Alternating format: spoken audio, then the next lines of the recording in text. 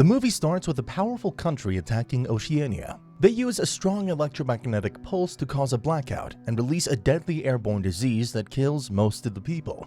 Another powerful country manages to stop a full-scale invasion, but the damage is already done. 2 years later, New Zealand is a dangerous place to live because of the lack of resources. A man named Callan is seen biking on the empty roads. It's clear that the government has fallen and people are surviving on their own. Callan encounters a group of armed men who have just killed someone. They let him pass because he lives nearby, but warned him that the area was no longer safe. When Callan returns home, his wife Melinda is relieved to see him. Venturing out has become risky. Later, Callan sees a stranger approaching their house and fires a warning shot. Melinda wonders why he didn't shoot the man, but Callan refuses to kill anyone. The next morning, 2 more intruders come to their property, but Callan doesn't fight back. He scares them away and points his gun at them. Meanwhile, Melinda scratches her leg, and it becomes infected. She faints from an allergic reaction, but Callan manages to revive her. The next day, Callan realizes that Melinda's wound has allowed the airborne disease to enter her body. To survive, she needs injectable tremoxazole shots. Callan promises to find them. We're introduced to an old man named Summers, who lives nearby. He's well prepared to defend himself with weapons and supplies. When 2 strangers trespass on his property, he injures them with his traps. Meanwhile, Callan decides to leave home to find the medicine for Melinda. He gives her a gun for protection and sets off on his bike. He tries to show the others that he's not a threat. When he arrives at a group of houses, he decides not to approach them because they seem prepared for intruders. He then arrives at a cabin that he used to visit as a child. Inside the cabin, Callan finds Summers, who is initially suspicious of him. Callan explains that he needs medicine for his wife. Meanwhile, Melinda fights off an intruder at home and leaves him in a field. Back at the cabin, intruders try to set it on fire, but Callan and Summers defend themselves. Callan uses a fire extinguisher to put out the fire, and the intruders retreat. Callan makes up his mind to leave, not wanting to put his life in more danger, but Summers stops him.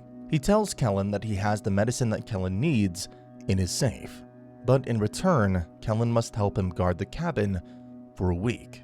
Callan agrees because he's not sure if he can find the medicine anywhere else. Summer tells him that they're protecting the cabin from people from Blacktown who want revenge. He then shows Callan the various traps he set up around the property. From that point on, Callan starts working, setting up more traps and fixing the broken solar panel. He even sets up a security camera to watch for intruders. We then meet Shell, a ruthless gang leader planning to attack Summer's house. One of her gang members reveals that Summer is well prepared, and another mentions how he now has a friend. Despite this, Shell is confident in her ability to defeat them. On the second day of Callan's stay at the cabin, while he and Summers are out hunting for food, they're attacked by 2 intruders. Summer quickly takes down one of the men and points his gun at the other, but Callan stops him from shooting.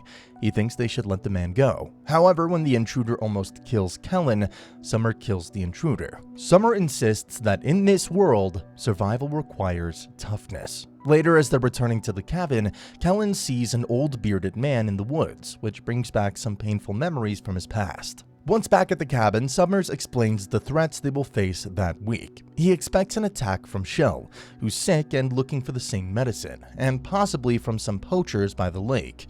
Hearing this, Callan is upset because he wasn't aware of the immediate danger. On the morning of the 3rd day, Callan wakes up. Summers warns him not to do anything reckless again.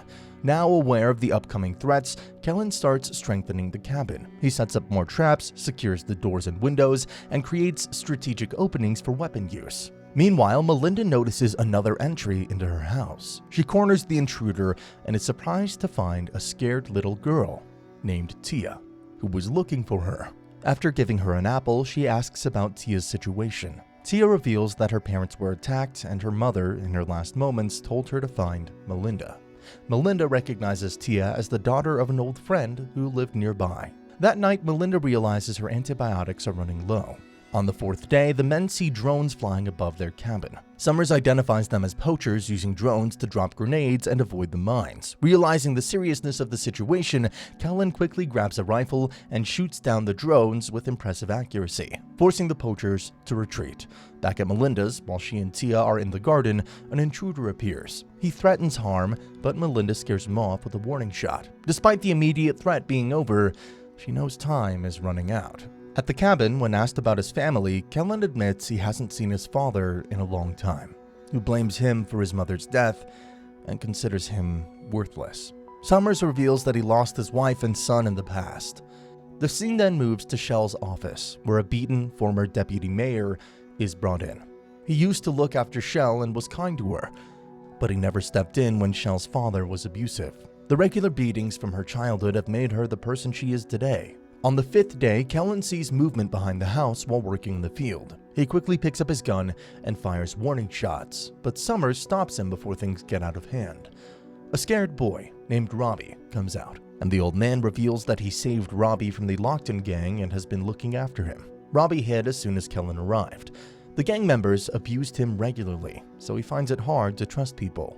The next morning, on day 6, the men find intruders stealing their vegetables and confront them with their weapons. Summers takes down his target, but Kellen hesitates because of his non-violent beliefs. Luckily, the old man also takes out the second intruder. Later, Kellen and Robbie spot the same old man in the woods. Back in the cabin, Robbie talks about his past, revealing that the Lockton gang leader regularly abused and tormented him. That night, Melinda was weak as her antibiotics had run out. Tia hears noises outside, but Melinda faints. The intruder from earlier enters the house, causing Tia to run and hide in a room, but he eventually finds her. Luckily, just before the man can harm her, Melinda appears from behind and knocks him unconscious. She then disposes of him in the field, but chooses not to kill him. However, the man warns her that he will come after her again. On the 7th day, which is the final day that Kellen has to stay in the cabin, the Lockton gang finally shows up outside. Their leader, Green, demands Robbie's return, or else they will attack. Summer refuses, so he sends Robbie down to the cabinet and prepares for a fight. The gang members use a large tank as a shield to fire into the cabin and ladders to climb over the walls. A fierce battle starts, with Summers and his group outnumbered, but determined not to give up easily. As night falls, the annoying fat man shows up again, but this time, Melinda shows no mercy and hits him repeatedly until he dies. Meanwhile, the war inside the cabin continues, with our heroes managing to kill a few of the gang members, but not enough to stop them. The Locktons keep coming, one after another. At one point, Summers is shot in the arm, but continues fighting. While all of this is happening, Green, the gang leader, sneaks into the fallback cabinet through the outer entrance. He knocks out Summers and holds Kellen at gunpoint. During their conversation, it's shockingly revealed that Green is Kellen's father. He mocks Kellen for being weak and claims that he could never become a man. It's clear that the two have a deep hatred for each other. Green tries to finish Kellen off, but Kellen activates a switch that drops a net on his father, averting the danger. The remaining gang members try to storm the cabin, but Summers neutralizes them by pouring acid from the roof, leaving them screaming for help. Kellen talks to his father, and they have a heated conversation where they blame each other for their mother's death. Suddenly, Green launches an attack on Kellen, but Summers arrives too late, as Green has already escaped through the cabinet. An angry Summers goes outside and shoots all the struggling gang members to death, considering it mercy killing rather than vengeance. The next morning, on the 8th day, Kellen's task is officially over, and Summers gives him the medicine and allows him to leave. He also asks Kellen to take Robbie with him for a better future. Both Kellen and Robbie are hesitant to leave Summers alone, but after some convincing, they agree. A few hours later, Kellen arrives home and is mistaken for an intruder by Tia, who fires a warning shot. He quickly goes to his wife's room and finds her unconscious on the bed. Thinking she's passed away, he administers a shot to her, but to everyone's relief, she suddenly wakes up. Kellen then introduces the new kids to each other and announces that he needs to go back to the old man who gave him the medication. He can't leave him alone, as there's still a threat. In the next scene, a group of Shell's gang members are heading towards Summers' cabin. Inside, Summer is weak from the gunshot wound on his arm. Kellen arrives and helps him, administering a shot to bring back his energy. They prepare for the upcoming battle. The first wave of enemies parachutes down and lands on the roof of the cabin. Summers quickly deals with them by electrocuting the roof.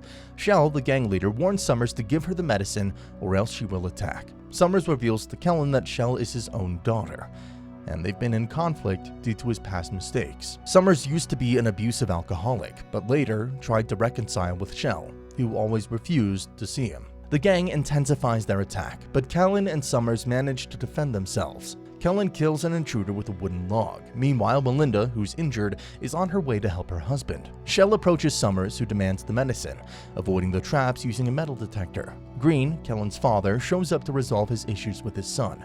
Shell reveals that the men on the roof were wearing rubber boots and were not actually electrocuted. They come back to life and attack, but Kellen activates a trap to defeat them. Shell holds Kellen and Summers at gunpoint, demanding the medicine. Summers reveals that he'd already given it to someone else, angering Shell. She orders her assistant to kill Summers, but Melinda appears and shoots the assistant. Summers decides to kill Green, while Kellen electrocutes Shell with the taser. The chaos ends, and the group has an emotional reunion. Summers says goodbye to the family and leaves to live elsewhere. Kellen, Melinda, and Robbie return home.